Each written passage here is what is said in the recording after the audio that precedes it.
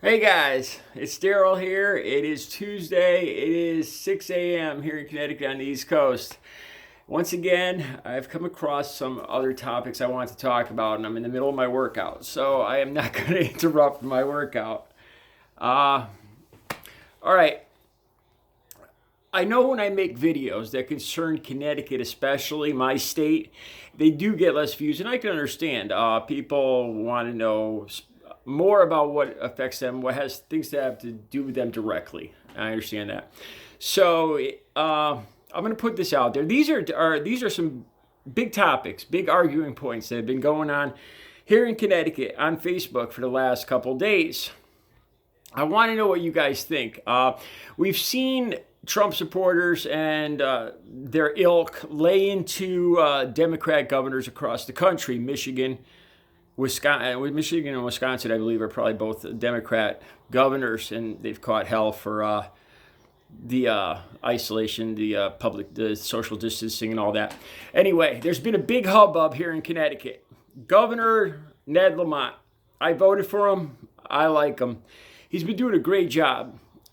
Just within this last week, there's two things that have come up. And I get the feeling that Trump supporters have been itching. I think they can't stand the fact.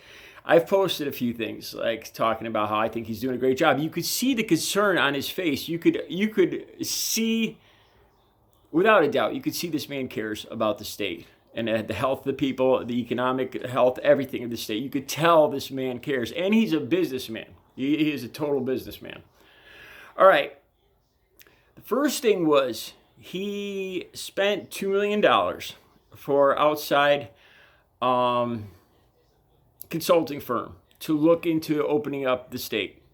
And Trump supporters jumped all over it. I don't know. I think only time will tell. On the good side, we don't have somebody like the president here that's assuming they know everything and they don't need any outside help or any outside information. I am glad that he is considering other people's opinions, professionals, people that have experience in this. That's a plus for me, a big plus. I've been trying to find out where these consulting firms are from. I think it's called Boston. In the title, it's Boston Consulting or something like that. If they're from this area, from New York, Massachusetts, then I am fine with it. I'm good with it. Because this whole area has to work as one in this opening up and with this virus. So I think their opinions, and they've been hit harder by the virus too. And so I think both of them probably have a larger economy than Connecticut too. So I think they're excellent people to ask. Whether $2 million is an acceptable fee, I honestly don't know. Let me bring up this one point. When that last $2 trillion came out, I saw Trump donors, associates of Trump, being the first ones to line up, getting $2 million here, $5 million here, $7 million there.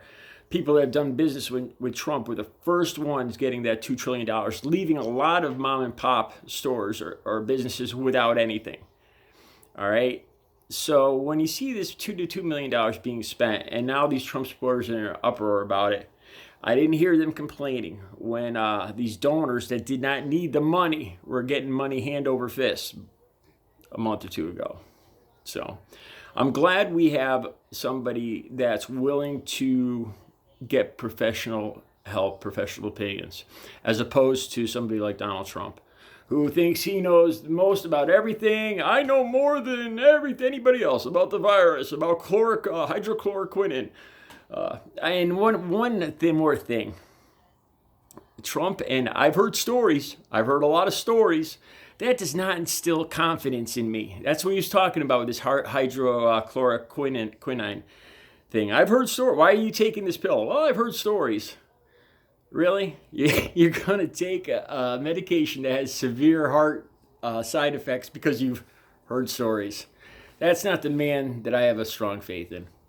All right, the second thing that's going on here in Connecticut. Now, this is a big one. Barber Shops, hairstylists were supposed to open tomorrow. Just this week, maybe yesterday, the day before, our governor, Lamont, changed it. And I believe now he's going for the 30th, 10 days later. I believe that's the plan. Okay, now I saw a lot of hairstylists and barber shops saying they weren't ready. It was a news story around here last week that a lot of these barber shops needed time to make the appointments, because they can only have one person at a time. They have to make appointments. One person in the salon wearing protective gear. You got to keep this in mind too. Connecticut has the third highest death rate in the country per capita.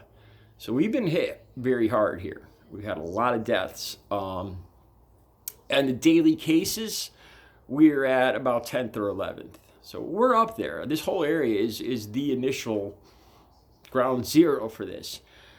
All right, so the barbershops and hairstylists. Last week, that was the news story last week, that a lot of them were worried about opening so soon. A lot of them, and Lamont heard them, and a couple days ago he changed it. And now we're hearing conversely, we're hearing all sorts of complaining. It's all over Facebook. Oh, Governor Lamont is an idiot. There's one person that's a friend, this Republican girl, and I see a post saying she's calling him a douchebag and all this other stuff, and she's saying, I bet people that voted for him don't have the balls to admit it right here. Of course I had to comment. I think Trump supporters, because Lamont's been doing a good job, I think this is just exactly what they were waiting for, and they are all over it. But seriously, with all the partisanship aside, I could see it both ways. There's 50%. Maybe it should be up to the individual hairstylists or barbers. There's a lot of them that were worried, that needed a little more time to set up for this. There's other ones that made appointments already. People in my family already had appointments, so I could see the anger there. There's probably hairstylists and barbershops that have already hired employees and been set up for tomorrow. Probably were busting their ass to get ready for tomorrow, and now it's 10 days later. Man, I could see the anger. I could understand it. You have to balance. You got to balance it. I don't know. Lamont was responding to people's fears and concerns in the industry, the barbershops and hairstylists last week, and now conversely, he's hearing it from the people who were all set up and had hurried to get ready for tomorrow. So this is a tough one to call. You know what? Half of them were probably good with tomorrow. Half of them weren't.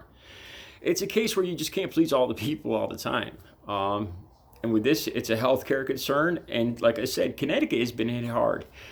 One note, this is a small town of about 7,000 people. So to get a reality check, sometimes I check how many people in this town have contracted it. Last I checked a couple of weeks ago, it was 70 or 80 in a small town. We have one supermarket. So that makes me think that there's been people in this little supermarket that have gone through here that have contracted this disease, this virus. It's right here. It is here. It's real. And that's always a reality check for me when I think I become a little lax. I don't have a problem with putting a face mask on. I'm almost in the danger group. I'm not worried about the way I look. I couldn't give a flying F if people think it makes me look less manly or whatever. But anyway, I want to see what you guys think on this. I know it's a Connecticut issue, but the Democratic governors have been taking a lot of beatings for whatever they do, especially when they're erring on the side of caution and health. They've been taking a pummeling from Trump supporters who want to just rush in. Angels fear to fools rush in, or angels fear to tread, right? Anyway, I want to hear what you guys think. Or I had comments from all over the world yesterday, and I love that. I love seeing comments from around the world. Let me know what you guys think too. All right, I got to get back to my workout. You guys have a great Tuesday.